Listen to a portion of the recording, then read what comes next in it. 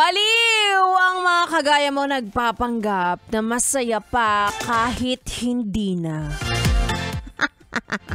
Huwag mong gawing clown ang sarili mo, 'di ba? Nakakabaliw na nakangiti ka, pero napakarami mo palang problema, napakarami mong dinadala. Gusto mo tulungan kita, pero pareho na tayo malungkot kapag ganun.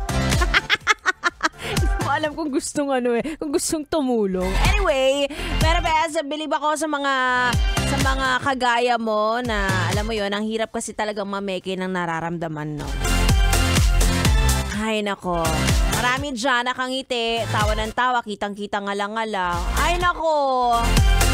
Triple or, ewan ko, more than 3 ang problemang dinadala. Well, sabi nila mataas daw ang EQ ng mga ganong klase ng tao. Search mo na lang kung ano yung EQ. Tinatamad ako mag-explain. Good morning! It's me, Ganda Wanda, na mas pinipili pa rin maganda sa kabila ng mga problemang dinadala. Kasama niyo na ngayong umaga hanggang alas 12 ng tanghali. Ito na lang sasabihin ko sa ibes.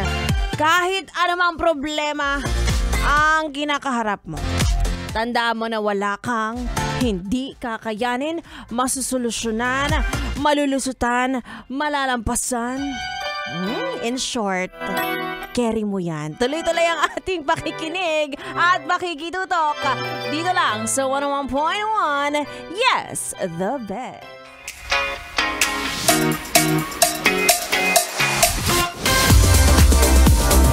Yes, the best.